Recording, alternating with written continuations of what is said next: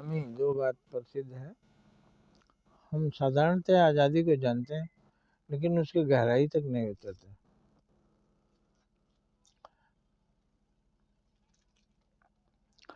उदाहरण देते हैं कि एक पक्षी सोने के पिंजरे में बंद है, तोता। उसे सोने की कटोरी में दूध भात रखा हुआ है, वो खाता है और फिर भी वहाँ वो खुश नहीं है। वो अपने और भाइयों को देखता है, आकाश में उड़ रहे हैं। उनके सामने सोने के पिंजरे नहीं है, उनके सामने सोने की कटोरी में दूध भात नहीं है, लेकिन बाहर वाले बहुत खुश हैं, एनर्जियस हैं, संतुष्ट हैं, गीत गाते हैं। और ये गुलाम है, इसे राम नाम सिखाया जाता है।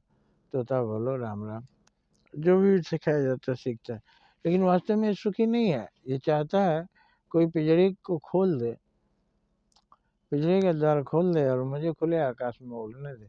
दूध भात सोने की कटोरी में नहीं दे, हम स्वयं जो मिलेगा खा लेंगे। उसी तरह से आदमी भी स्वभाव से आज़ाद रहना चाहता है, गुलामी बिल्कुल पसंद नहीं है।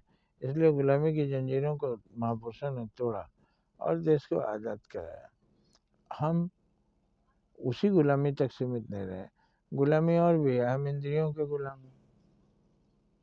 हम इंद्रियों के गुलाम हैं, मैंने जीव के स्वाद के लिए कुछ भी कर सकते हैं, गलत सही कुछ भी नहीं।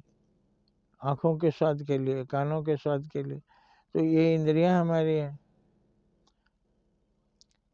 किसी भी स्वाद के लिए हम स्वाद के गुलाम नहीं बनेंगे, इंद्रियों के गुलाम नहीं बनेंगे।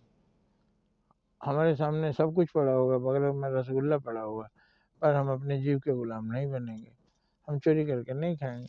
तो इंद्रियों का गुलाम होने का मतलब कि अपनी इच्छाएं जो पैदा हुई उसके लिए कुछ भी किया। लेकिन स्वतंत्र होने का मतलब हुआ कि हमने अपने इंद्रियों की गुलामी स्वीकार नहीं की। हम केवल अच्छा करेंगे, अच्छा ही करेंगे, और इन इंद्रियों के चाहने से हम कुछ नहीं करेंगे। सीता जी एक बार गुलाम हुई इंद्रियों का।